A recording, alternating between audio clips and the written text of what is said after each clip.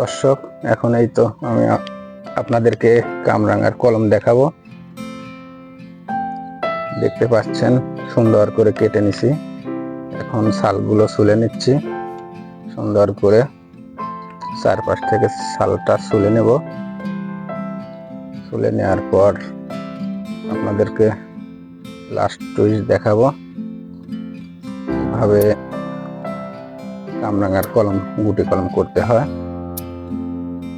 একদম মসৃণ ভাবে কাট বের করে ফেলতে হবে, যাতে এইখান দিয়ে কোনো প্রকার রস যাওয়া আসা করতে না পারে।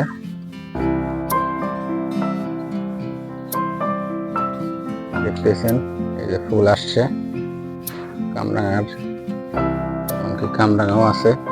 দেখেন প্রচুর পরিমাণে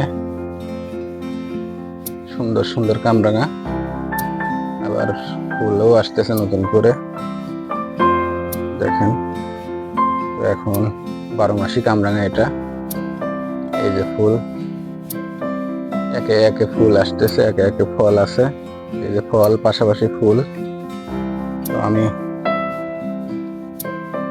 যে কারণে গাছটা কলম করতেছি, আরো বেশি সংখ্যক লাগাতে চাচ্ছি। যারা গুটি কলম পছন্দ করেন, কলমের গাছ কিনতে চান, তার যোগাযোগ করতে পারেন। এইভাবে ছুলে নেওয়ার পরে এখানে মাটি লাগাইয়া দেব। আপনারা দেখবেন এখন।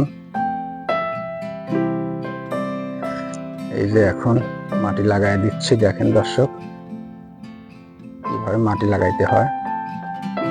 সুন্দর করে মাটি লাগায়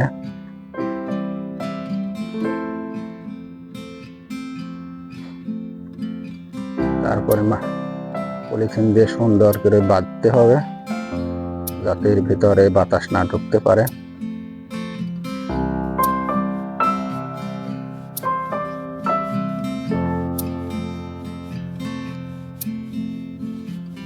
এই তো এখন পুরোপুরি তৈরি।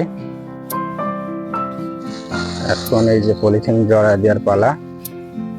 সব দেখতেছেন সুন্দর করে পলিথিন জড়ায় বেঁধে দেব। এই তো দর্শক, বাঁধাটা শেষ হয়ে গেল, একদম কমপ্লিট দেখতে পাচ্ছেন। এখন আমরা 25 থেকে 30 দিন অপেক্ষা করব শিকড় বের হওয়ার জন্য। তারপরে এটা কাটবো। দেখেন ফুল আসছে, অনেক ফুলে ভরে গেছে।